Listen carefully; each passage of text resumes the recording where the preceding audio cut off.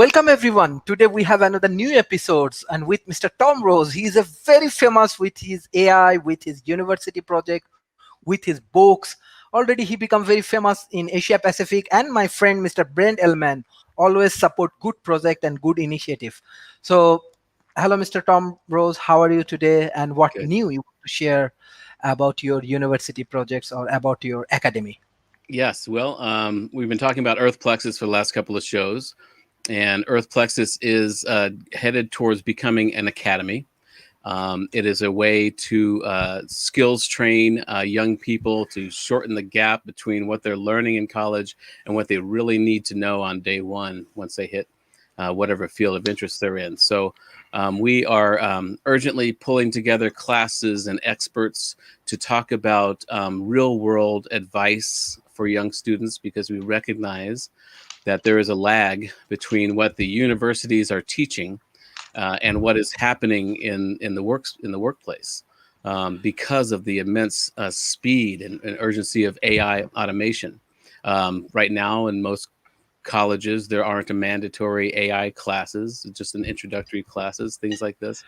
And because AI automation is taking over every industry, and it's taking over every aspect of our lives, we need to gear up for that. And so Earth Plexus is all about finding experts in 6 categories of life: media, politics, business, education, sci-tech, different categories. And we seek experts in these categories to come up with very specific forms of advice for young students that would give them an advantage once they graduate.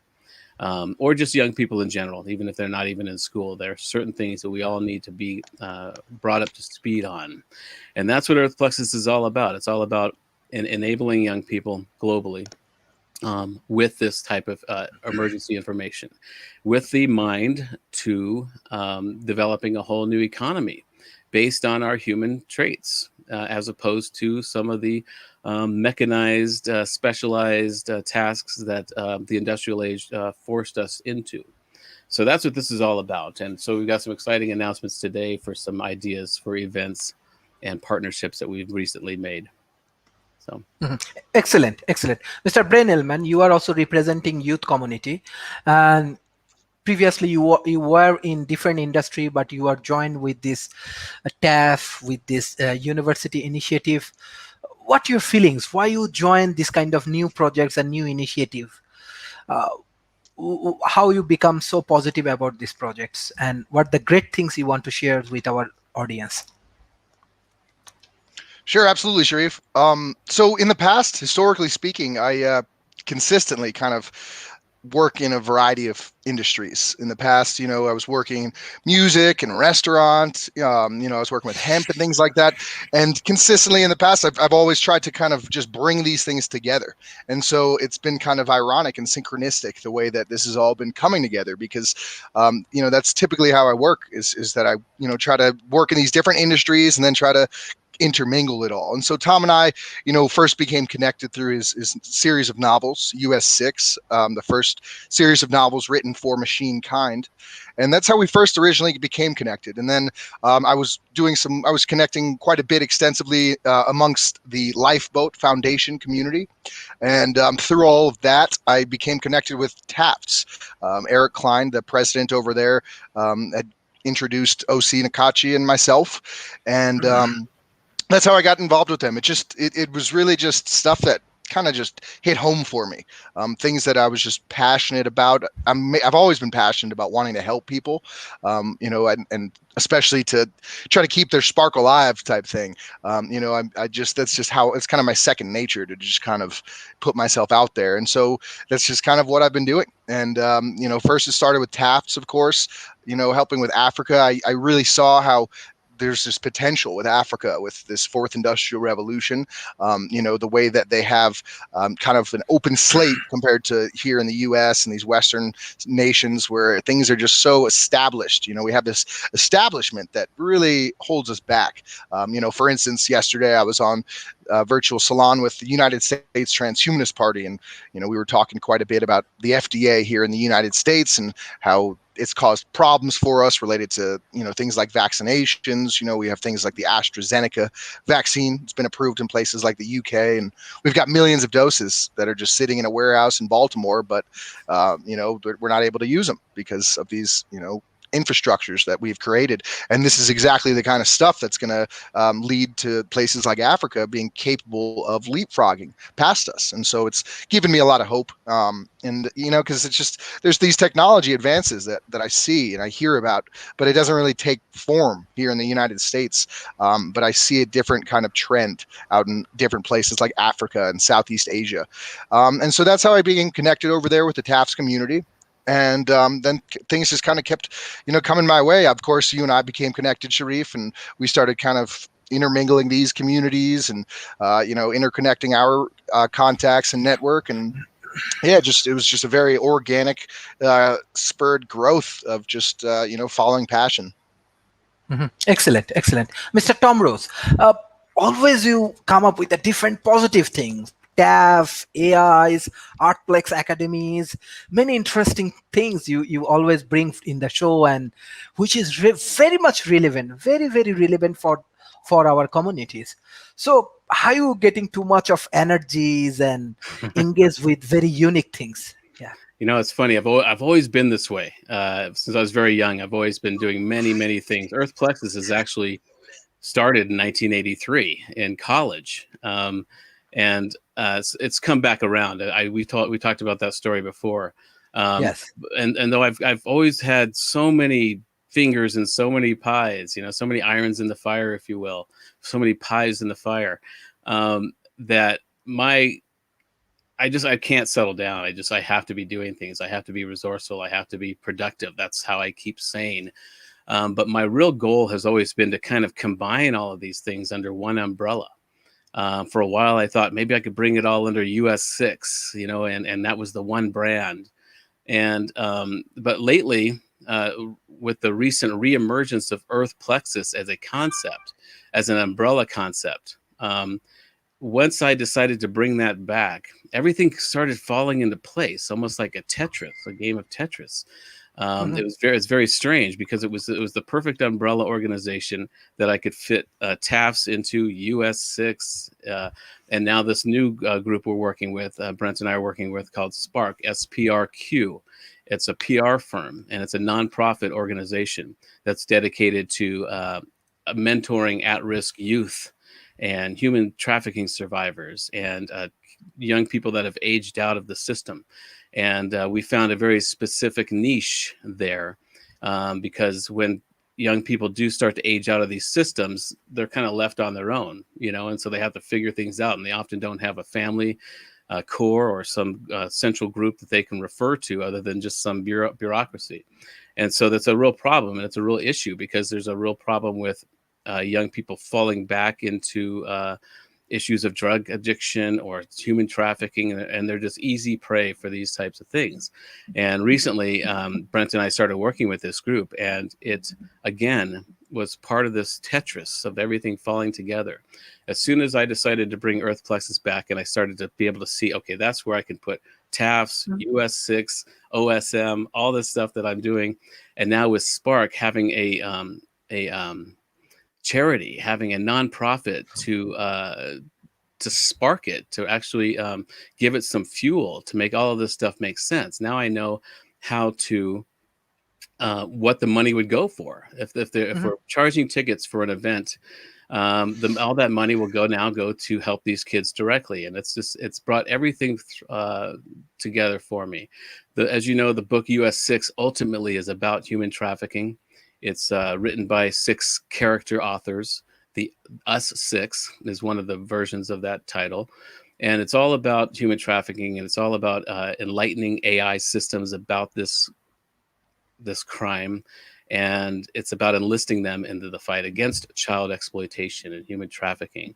And so having just recently connected with Spark PR just has brought it all together. And and we're having good talks, you and I and Brent, about the future of Earth Plexus as it becoming an academy.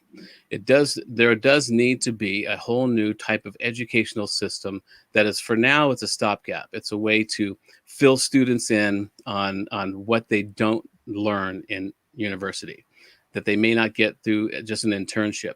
So we are looking for experts in different fields, and we're asking them to give us 3 to 6 minute videos of the most critical advice they have that would give a young person a real advantage in the world.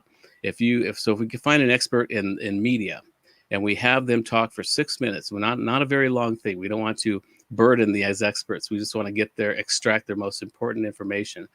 Give them 6 minutes total or max to give young people some advice, some critical truth, some crucial piece of information that if they knew when they were younger would have changed the trajectory of their life, or that people really need to know. And the idea is that it's got to be very valuable, because you can find 1 or 2 minute videos on YouTube anywhere from experts about anything. But the goal for this will be to develop really good questions for these experts that will extract from them very practical information that a student will need right now. But also eventually, right now it's a stopgap. Right now it's a way to like a triage educational system to help people get to know what they need to know, because we are up against this AI automation takeover. But eventually we'll want to smooth that out and have a curriculum that is designed to really extract our human qualities, the things that can't be coded or automated, the things that make us the supercomputers that we are, and to fine tune those things for this next age. So, and it's all just been falling apart in the last couple of weeks. It's almost strange, and it's beautiful what's happening. Because all of these little pieces, we're all scattered for the last couple of years. And now with Earth Plexus, I'm able to categorize them. And with Spark, we're able to direct that energy and fuel the energy towards young people who are in need.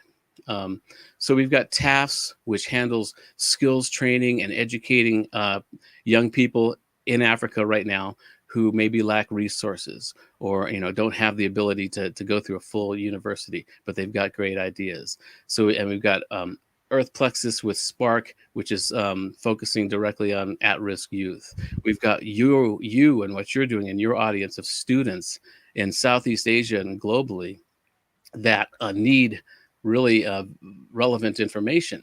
And so we're seeing all of these needs, and they're all just coming together in a nice package. And so, so the last couple of days, I've been developing an idea.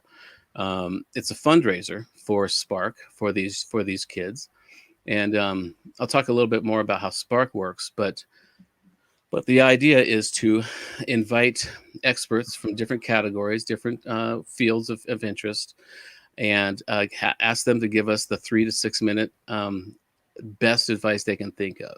And the real trick for us will be devising really good questions. What do we want to ask these experts that will draw out some really relevant information? So there's going to be a series of these things, but we're thinking May 1st to start having what we call a master or expert download event. And it'll be a series of these short videos that students can pay a very nominal price, $1, $3, or whatever, for a ticket to this event, and they will be able to absorb and get all of this very vital information from these experts for a day or for a period of time. And all that money that these students, these young people, will pay for this valuable information will go to helping at-risk youth. So it's the youth are helping the youth by gaining information from older generations or experts in the field. And so that's the kind of idea of a way to raise money for Spark, and also increase the knowledge of young people around the world. So we'll be talking about that with you very directly, because I would really like to engage your audience, and everyone that sees your videos should be involved with this as far as helping us. What kind of information do they need? What kind of advice are they looking for specifically? What do you want somebody in your field to tell you that you need to know, that you could walk away with a real advantage? And that will be the value of these events, is that these students will walk away with something very valuable. We've been doing it for the last year, talking about it as much as we can. My advice for students to, develop a relationship with AI and to start thinking about becoming a problem finder as opposed to a problem solver. These are just very vast themes, but these are the kinds of things that we really need to drill into and create whole curriculum around. And that's what we're doing with Earth Plexus. And so it's all very exciting. We're actually even talking about an actual physical brick and mortar campus at some point for the Earth Plexus Academy. And so it's going to fill a real need right now with triage education, but it's also going to start developing curriculum that humans will definitely need to have in this AI automation age. Excellent, excellent, Mr. Tom. Mr. Brentelman, like, as you are representing youth community, what will happen even in COVID-19 situations? We have a lot of challenges. Youth community has a lot of challenges, but with the engagement of this kind of academy, what this benefit they can get and how they can prepare themselves for future jobs and futures employments and startup and these things. Yeah, absolutely. I think that, as you said, there's just a tremendous amount of change going on in the world right now with COVID-19 and things like that. And a lot of the institutions, that are already out there, they're not as progressive as they might need to be in this changing world. The rate of change that's occurring right now is nothing like anything we've experienced in the past. It just keeps rapidly increasing exponentially. And now that we've got this COVID-19 situation, it's just, it's even faster. And so really, this is, an international group of folks that are trying to help enrich these youth communities and enrich them with this perspective of forward thinking, progressive ideas to help with this new world that we're ushering into, this fourth industrial revolution, automation, things like that. Most of these schools out there, at least the ones that I've familiarized myself with, they're not really planning for this whole trajectory that we're on that seems to incorporate automation and things like that. At least when I was going to school, that was not something that we were informed of whatsoever. And I think that it's really important to kind of have these perspectives in order to really best, position ourselves for the future. Mhm. Thank you. I just want to take one audience question for Mr. Tom. Humaira Tanzila, her question is this: do you think the online learning is the reason for decreasing the practice of library and reading habits of students that can be a threat for education system? Thank you.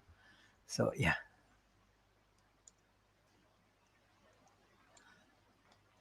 I think you're Mr. muted, Tom. And it was going so well.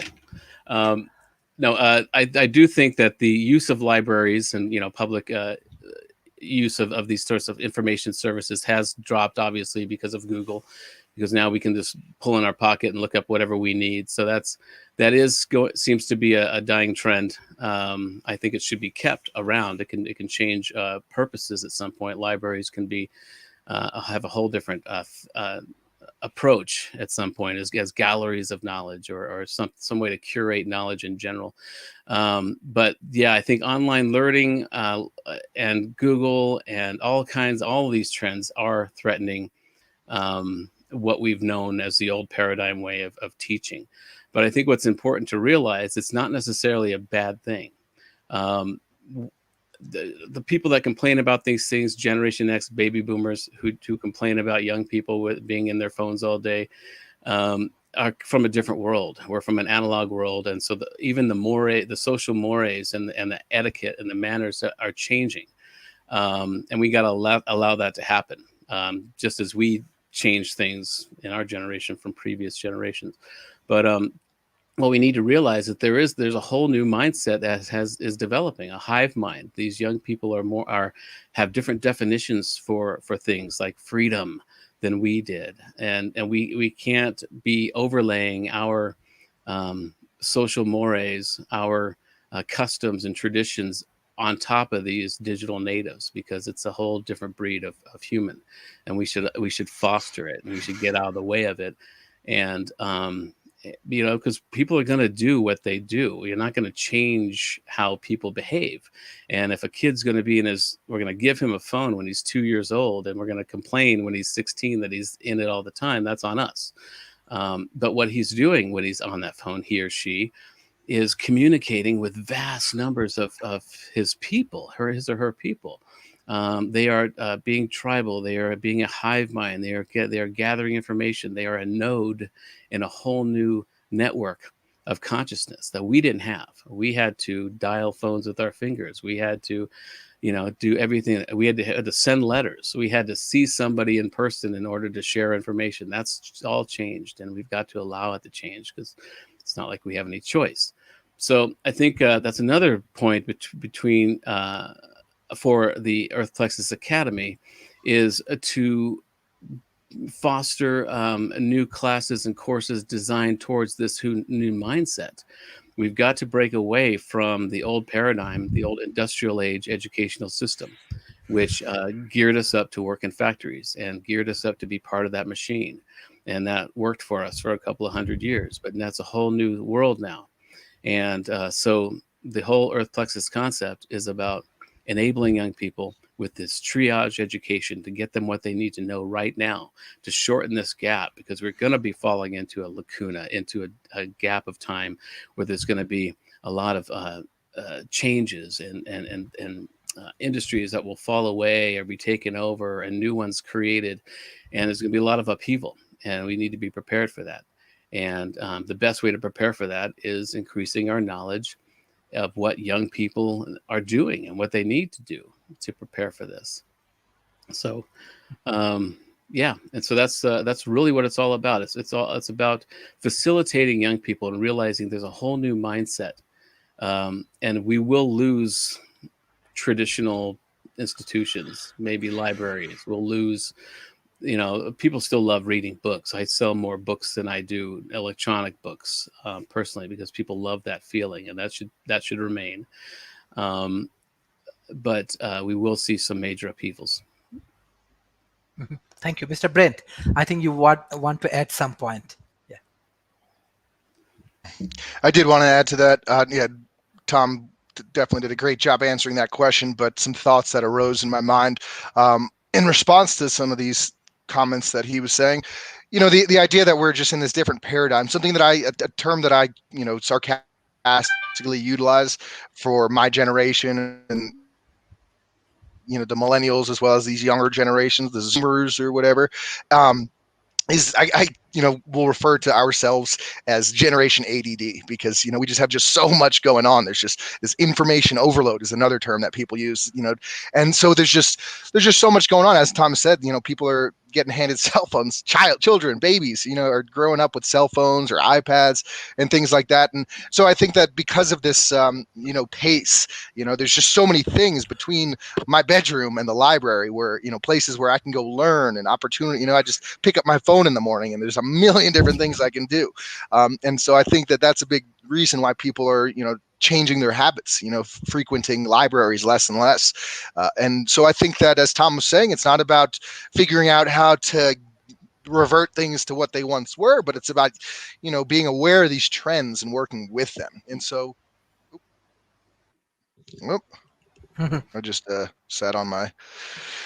but so essentially what I was going to get at was the fact that I feel as though a big thing that, we've been discussing in some of these communities is this idea of integrating the gaming experience into the educational model.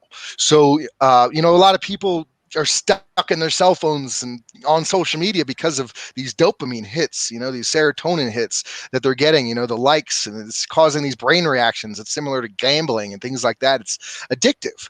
And, when you utilize this kind of a model, though, and you interlay it into some kind of educational system, and instead of just having this kind of back and forth communication between a teacher and a student, and you actually engage them with something that's interactive and addictive, essentially, you'll get a completely different response. Because for me, for instance, it's not that addiction has this negative connotation, of course, but I want to learn. I love learning. I enjoy it passionately. but sometimes I've just got a lot going on, and so it's nice to have something to pull me back to these positive places. For instance, exercise and things like that. Those are addictive as well, but we don't really talk about those addictions with such a negative connotation. And so I think that if we can kind of redefine these types of things and actually like become aware of these processes that are happening in our body and in our brain and in our physiology, and we can actually wire ourselves consciously, reprogram ourselves and utilize these things to push us in the right direction. And so that's something that I think about in regards to this concept as well. And that's the thing. I think what we're under is this meta shift is happening.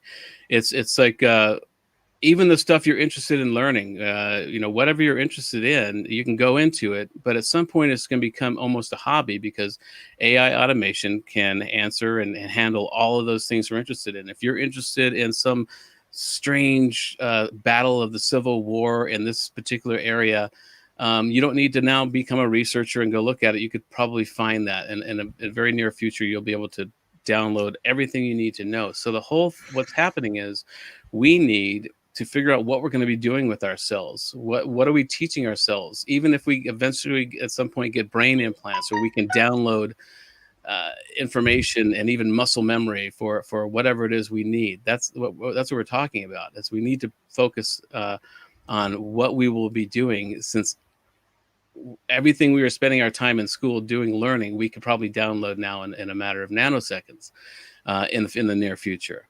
And so what we need to do now is start figuring out what are we going to be doing with our time? What are we going to be learning? What are we going to be fine tuning? What is the quality of humans in this massive global network of AI and consciousness? Where should we be spending our time? We don't necessarily need to specialize in any one thing anymore. So that's why I keep talking about the idea of problem finding, focusing more on Jedi type of human traits of meditation and honing in on things, using our supercomputer qualia in a different way.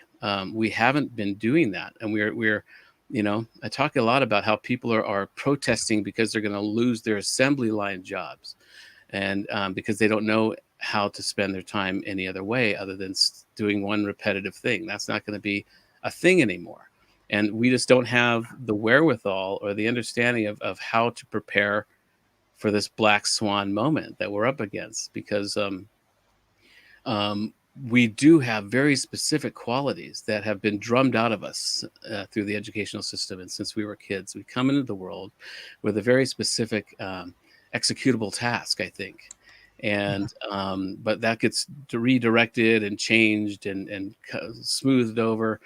And so what we need to realize is everything that we would spend our waking hours doing, working, writing, whatever it was we were doing to provide money for ourselves and our families, is going to change. And we see it happening. And COVID has sped up these trends. Even in retail, you see there's a big move away from retail salespeople. That's going to be that's a big threatened position to have, a retail salesperson, just like truck drivers and these things. And with COVID, by having to shut everything down and then bring back skeleton crews into retail stores, you see that that's almost working in their favor, because now people are getting more used to buying online. They need less and less of the human contact. And so with all this happening, we won't know what to do with ourselves if we don't start figuring it out now. And so that's the meta shift, I believe, that is happening, is that we don't know what we don't know. We don't know what we should be spending our time studying. If we went to the library, what would we be reading? It would just be for our own enjoyment. And if it's not for our own enjoyment, what are we doing with our time to produce revenue, to produce money that will sustain us in some way if we don't have a UBI or some other mechanism to sustain us? Where's our value? And I think there's a lot of value. And that's why I keep coming on here talking about this unique human qualities that we need to really focus in on, because we have a lot of value. We have imagination and ingenuity and the ability to synthesize concepts that an AGI may not have or may not need to have at some point.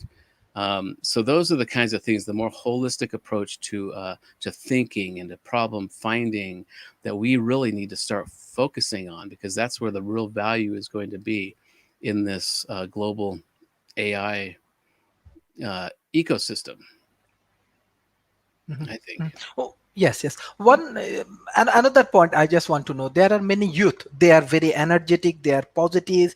They are taking good initiative. They are engaged with many kind of competitions like co-curriculum activities and develop many things. On the other hand, we have many youth communities. They are frustrated. They do not have good plans. Even they take drugs and many negative things that they are doing. So how do we take responsibilities this kind of youth communities, those who are have different kind of negative things they're getting from social media or from friends, many things actually happening, how we can protect the youth community? What's your plan? Well, I think a lot of that are symptoms of what we're talking about. People are being displaced. The paradigm is in upheaval. Things are changing so rapidly. It's been an ongoing problem, obviously, with the youth getting into drugs or taking the wrong choices. But we're going to be seeing more of that because their educational system, their childhoods, did not prepare them for what they're going to see when they get out of school. And that's the whole idea about this, is not only to give them real world skills and advice to do something right now, but to start thinking in a whole new way. That everything you learned in the educational system was a bit off, are bad. But so the whole idea is, I think of these things are symptoms, and we'll see more of them as we go, of people just not knowing what to do with themselves. But one thing that could help actually is artificial intelligence. If you develop a relationship with an AI over time, it will get to know your needs, your nuances.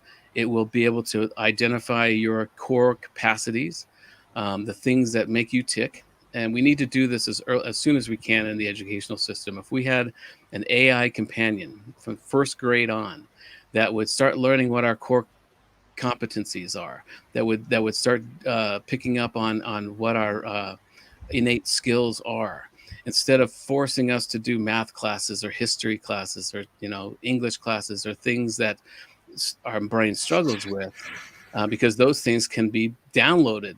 We can know everything we need to know about grammar by one afternoon of a download or something. And so I think we're going to see these symptoms occur, and we're seeing it with the um, issue in America and really all over the world. Is people are confused. There's a lot of unease because the paradigms are breaking all around us, and so for young people, especially in developing countries, a lot of it is the story we tell them. And I was just jotting down, because I think there's got to be a different term besides developing countries or first world countries or things like this, because as Brent was mentioning, there's a status quo in developed countries that is stifling. It's hard to create new systems at all, because you've got oil and gas and other infrastructures that are tried and true and want to keep the status quo, whereas you have an area like Malaysia, which is termed, I guess, in some ways developing, but at the same time they have a real advantage, because you can start with new technologies and new infrastructures, and so it's more of a streamlined opportunity with developing countries than it is with some larger developed country. And so I think a lot of it is the story that we tell and how we tell it, and the story we tell ourselves. And a big part of our whole life is the inner dialogue that we tell ourselves, and how we wake up and what we're saying to ourselves all day. It manifests in our reality.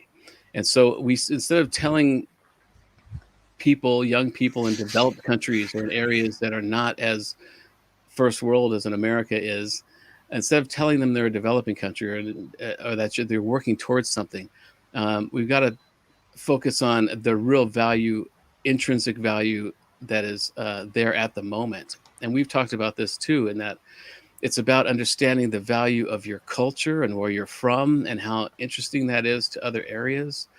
So it's all about, I think, the story we tell ourselves, and letting people find pride in whatever state their region is in, whether it's developing or developed, or whatever the word is. Um, and if we can do some sort of global sort of project, we are giving people AI companions, something that will learn them and get to know their core competencies, and really work to make them better at what they're here to do. I think that'll be key. And until you have something like that, that is customizing your education and customizing your opportunities, we're going to see more of these issues. Thank you, Mr. Brent Tillman. You are from music industry. How music actually work for youth communities and for motivations and That's others? a big question. um, I didn't hear the very last. I heard. I didn't hear the very last part of your question. I heard how does music help Yes, with youth communities, and then yes. yeah, absolutely. So yeah, major question. For me, what drew me to the music environment, the live music environment, well, I mean, music was something that I was passionate about since I was young. But at some point, when I was 18 years old, something like that, I started frequently attending live music events, concerts, and I started just having these experiences that were just so unique and unlike anything that I'd ever had. These coincidences and synchronicities that just seemed to lead me to question my reality. These people that I would just kind of be in these giant venue spaces, 10, 15,000 people, and I'd go see a concert and I'd run into the same people every time. But there's so many people. How am I running into these same people? And that was just one example of these strange happenings that surrounded this environment for me. It just and it drew me to it. And so what I kind of how I explained my passion towards music was that these synchronicities were life changing. These events and relationships were totally world modeling. And so essentially I just wanted to be able to create an environment where people could have similar experiences of their own flavor. And so that's what brought me in initially. But then, beyond that, there's just the aspect of expression, self-expression. Music and art comes out of strife many times, at least some of the greatest works. And so, it enables people to have this outlet that's really beautiful, an outlet that's, cross-cultural. And it's really a beautiful thing. It's there's just so much to it that I could talk about it for hours, really. But so for us, for what we're doing with Spark PR, another aspect of the live music experience is that it's capacity for fundraising. It's capacity for bringing people together. And so the idea is that we can kind of utilize these types of things and have events and things like that, and kind of draw people at a higher rate and than just having these types of conversations and things like this, because it sparks this passion. I came to this idea when I was younger. I was kind of lost and confused and emotionally diverse, and I didn't have the greatest perspectives at times. And I felt like when I would have these experiences in the live music realm, it just would revitalize my whole worldview. It revitalized my life. It just was this boost of just emotional energy and such. And the more that I did it, the better that I'd feel in general, holistically, throughout the rest of my life. This passion would just kind of seep into everything that I was doing. And so I think it's really important to kind of have that kind of a backbone. If we just work, we really tire ourselves out and we lose track of our motivations and things like that. And when you have something that's just sheer passion, and that enables these kind of connections and relationships and expansive perspectives and ideas, it's so beneficial in my mind. And live music is just about the pinnacle of all those things, and my concept of the experience of life. Excellent. Mr. Tom Rose, like for your Artplex Academy, how you define your objective, vision, missions, and these things, like, yeah. Well, Originally, Earth Plexus was designed to increase communication amongst the youth internationally at the time, specifically between the U.S. and the USSR, and so that has actually sustained that motto of increasing or enabling young people. It's more about developing platforms and facilitating conversations more so than having the answers. So Earth Plexus is all about first listening and creating curriculum around what is needed, and then giving these people the stage and a way to be heard, just like TAFS is for Africa. And and so what thing that's really Brent picked up on, what's interesting with Spark, SPRQ, PR, the firm that we're both working with, is that, as mentioned, we work with partner foster organizations who help us identify um, young people who are just about to either age out of the foster care system, or people who are human trafficking survivors that need some mentoring. But the idea being that Spark, uh, we look for the divine spark. We understand that every human being has a divine spark, some sort of something that makes them human, something that gives them a consciousness or an awareness, and we all have that. Youth that have come up through the foster care system, or who have survived human trafficking or other sort of at-risk situations, also have that spark. And as Brent mentioned, good art, high art, is often born of strife, really tough situations, trauma. It's a big place to as a cauldron of creativity when you have that sort of experience in life, and we understand that. And there's so many organizations that do help at-risk youth or help them ease into society. But what we found is that we want to find a niche where we're looking for young artists, whether they're painters or musicians or writers, or some way that they express their experience in art.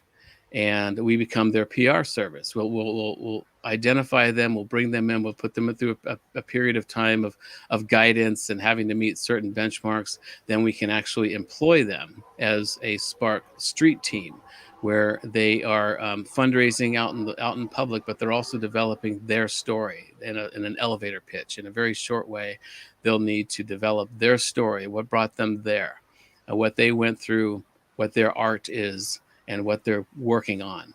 And we'll do that for 6 months, a year or so, at work with them in that way, mentor them, get them their education, their health care, their housing, help them along the way for that period of time.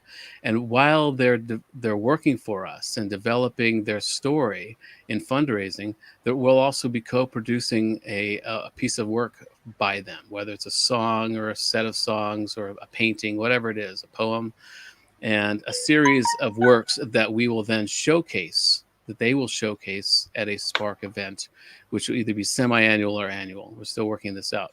Um, and so what we've realized is we can find the divine sparks in this population, in this community of traumatized, often young people, and artists in that community are often overlooked. Most people can filter into society if they have an accounting capacity or some sort of skill that is not necessarily just art. That's a more difficult way to go. But so with Spark PR, we will be able to mentor these young people and give them a stage to actually share their experience, and then work with them to place them in certain organizations, or help them along in any way we can. And and there's a beauty to it all too, as far as even the acronym Spark. I talk a lot about that in US 6. I talk about this divine spark, this scintilla of consciousness that the Gnostics believe the serpent gave to Eve, and all this stuff. And so just metaphysically, it all kind of fell together for me too. And that matters more to me than it probably should, because I do see my life and the world as kind of this, metaphysical play. And so when things start to fall into place like that, and they fit for me metaphysically, it's so much easier for me to get my head around than to try to force it. And Brent also mentioned that with the synchronicities that were happening when he would go to concerts, and just all the, for me, those are clues. Those are clues that you're onto something, because I do think there's a math going on with this experience. I've talked about that with the book, that it proved to me that there is some sort of simulated reality that we are dealing with here, me personally.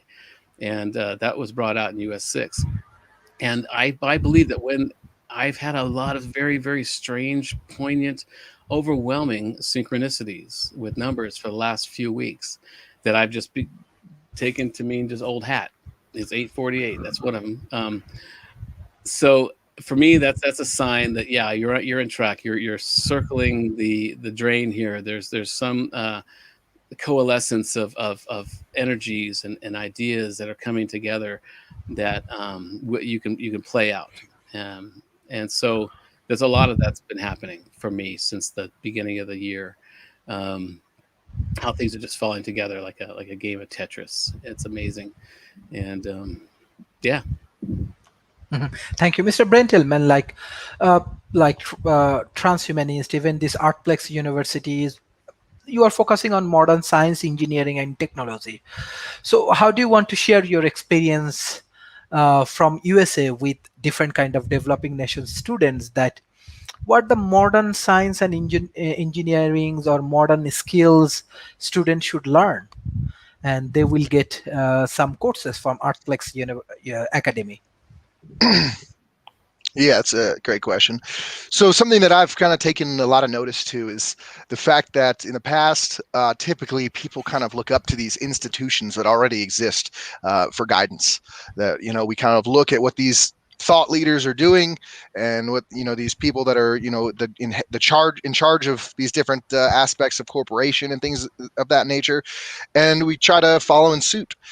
But something that I've been noticing is that a lot of these corporations, especially like you said, technology and engineering and science and things like that, they seem to have these guards in place to kind of protect themselves. You know, a great example is this. So I saw there was this article recently that I was sharing and kept seeing it come back up related to these folks in Africa, and they were devising some kind of prosthetic limb, a prosthetic arm that they could control with a headset.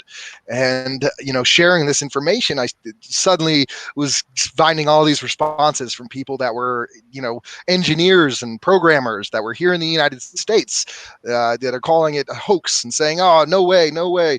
You know, they would need, you know, a Pi Raspberry and all of these. And there are these things, these devices and these steps that these professionals and these experts believe are essential in order to accomplish a certain result. And there's just this cookie cutter path that is not really realistic. It seems to be set up in a way to keep these, you know, the big movers and shakers in control, because, you know, these folks who are the experts are under the impression that, you know, it would require all of this startup seed capital and all of this knowledge. But then, you know, my response was, I've got a book right on my shelf, you know, how to utilize Arduino and create these basic mind control robots, you know, and so it's this tiny little book, and it's very simple, and you don't need these expensive applications and softwares and devices and things like that to get started.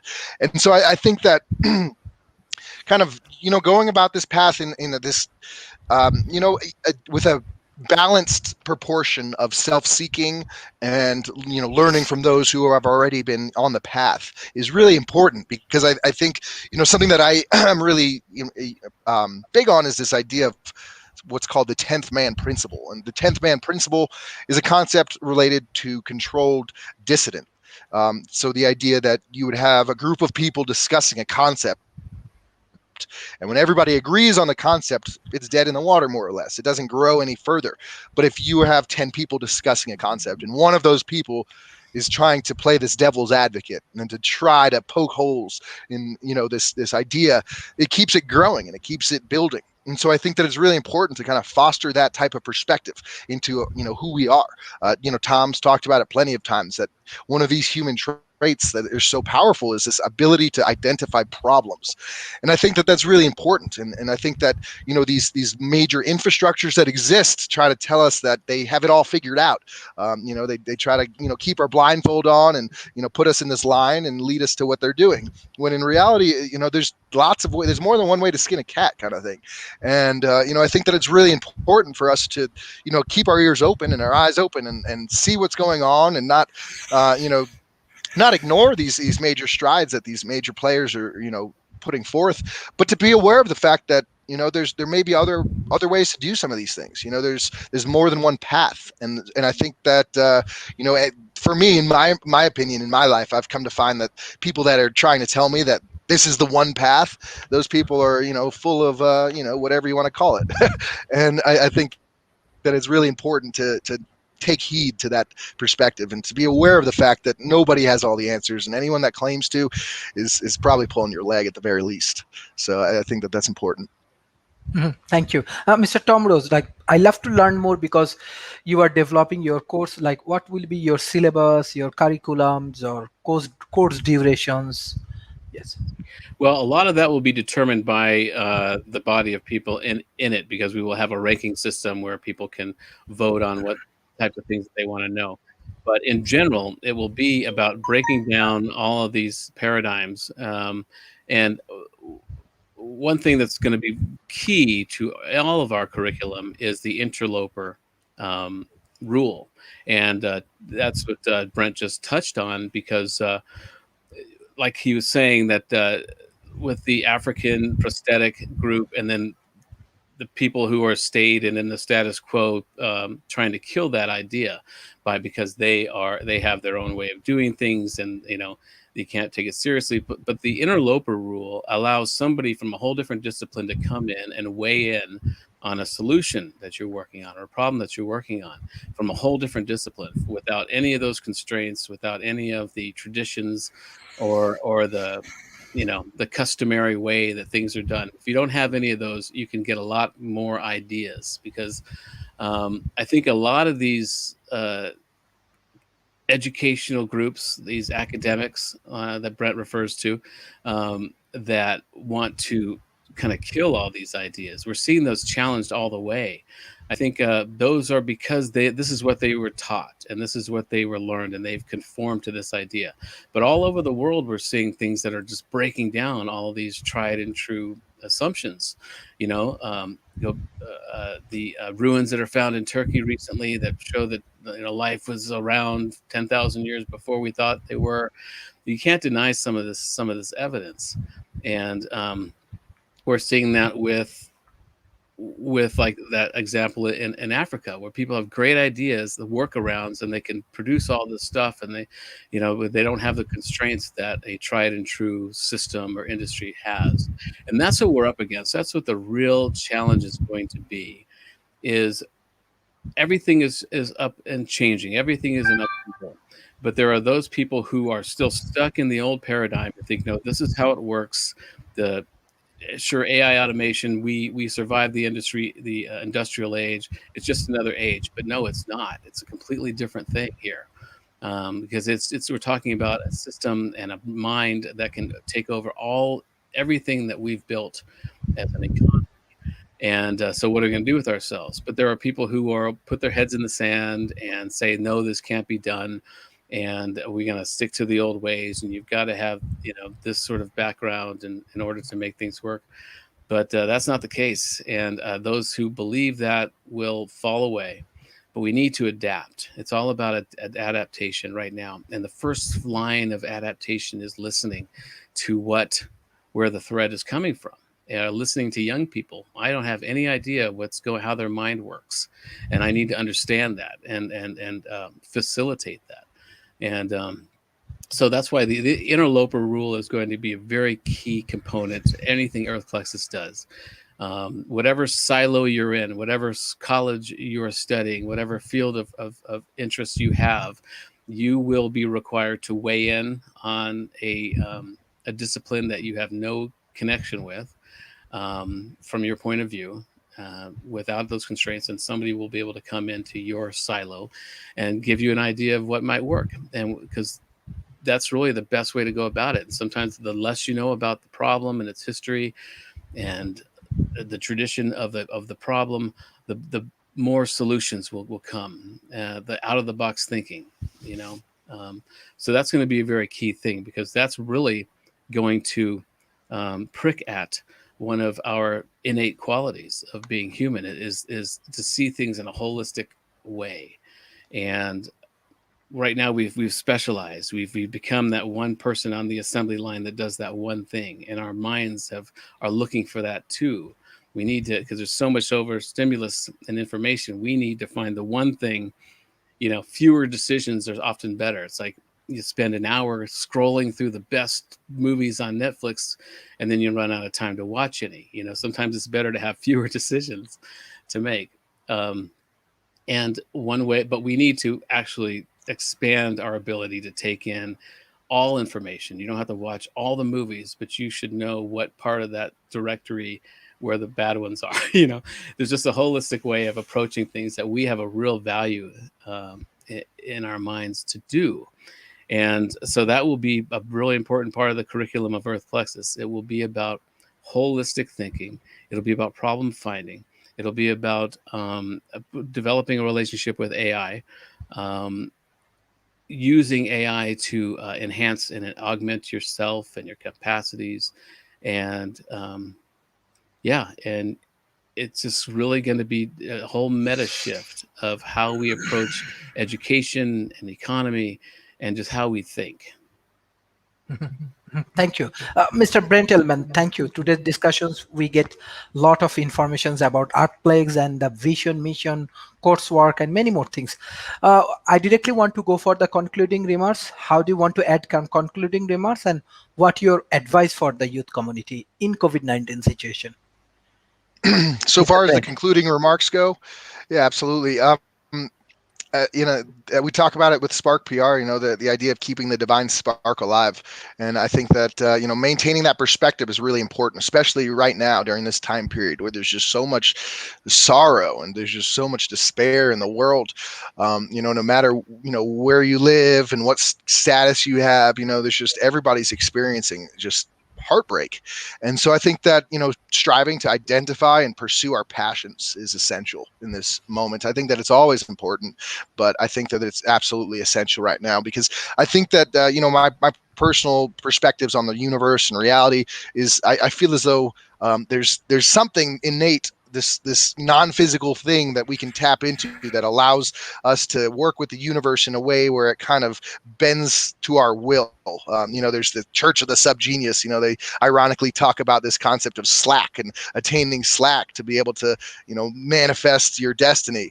And, my personal perspective is that passion is this driver for that, whatever it might be, and that the more we feed into our passions, the more the universe listens to,